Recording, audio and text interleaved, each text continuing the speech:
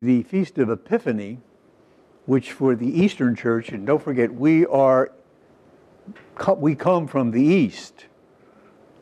Jesus was born in Israel. The church grew up first in Syria and Iraq, of all places, and Iran, before there were any Christians in the West.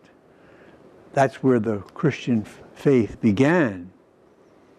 And they celebrated Epiphany before they celebrated Christmas. 100 years before, at least, before there was a Feast of Christmas, there was a Feast of Epiphany, because the whole import of God's coming among us in a human form was to make himself known to everybody.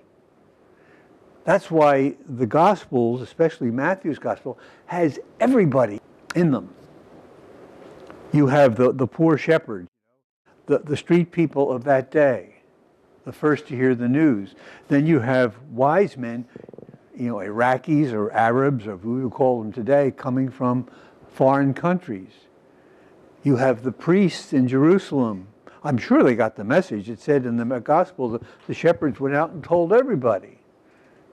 So it shouldn't have come as a surprise to the priests and the Levites or to Herod. But you have to have your ears open. You have to have your eyes open to see the activity of God in your life.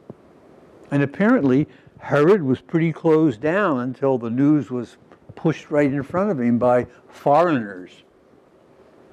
And the clergy of the day, as the clergy often do, or do not do, didn't get the message.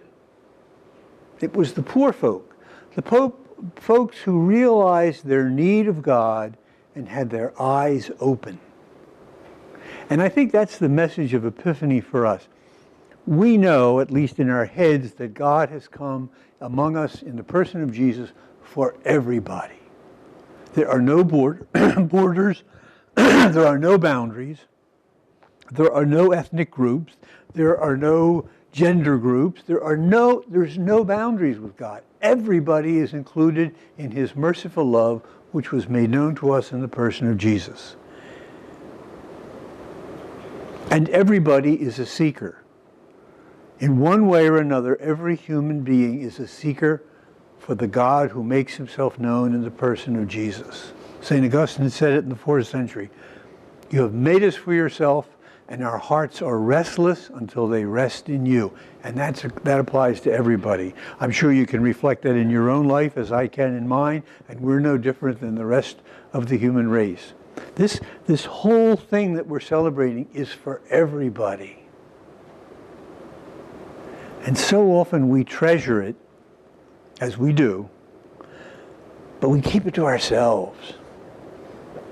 It's interesting that the only people who really went out and spread the good news in this whole Christmas scene were the shepherds and the foreigners, the lowest level of society, and the others, the people that we wouldn't let into our country today because they're from the Middle East, dangerous people, But this is the message of Jesus. My Father loves you all. I have come for you all. Don't exclude people from the manifestation of God's love in your life, and don't keep it from others. I heard a wonderful story. There's a congress of, every 4 years, the abbots of the Benedictine community gather in Rome for a congress.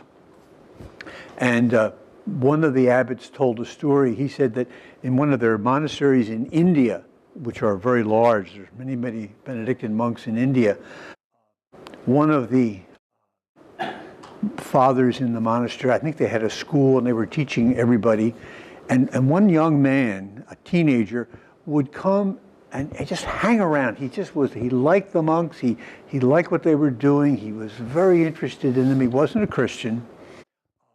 And so after a while, the monk gave him a copy of the New Testament. And he took it home and he read it. And he came back angry, very angry. He was screaming at the monk. He said, "Why didn't you tell me? He rose from the dead. Why didn't you tell me? I've been hanging around here for years. You never told me he rose from the dead." And you never told me all the other things that God has given me through the one who rose from the dead. That's a criticism sometimes of us Christians. We treasure the Lord Jesus. We accept thankfully what God has given to us, but we don't give it away. Like the shepherds did, and like the Magi did. We try sometimes, I think unwittingly, to act like Herods or the hierarchy of Jerusalem. We want to keep the good news in bounds, don't let it, this is ours. We don't say this in our heads, but we often act like this. Jesus has called us, manifested himself to us, made an epiphany of himself to us precisely because he wants us to be the people who create continual epiphanies of God's presence in God's world. So Epiphany is a time for great rejoicing. It's a great feast. Lots of people give gifts on Epiphany. It's a wonderful family feast. But it's also a challenge to us, a challenge to keep the incarnation alive, to keep the epiphany of God among us visible. And you don't do it by preaching. That's the easiest part. I can get up on a Sunday morning and spread the good news. But that's easy, and it really doesn't affect very many people. Usually people who already accepted the good news. But the rest of the week, we have to give it away. We have to be generous. Give the Lord Jesus to everybody you meet in one way or another. And as St. Francis of Assisi said, sometimes you have to use words.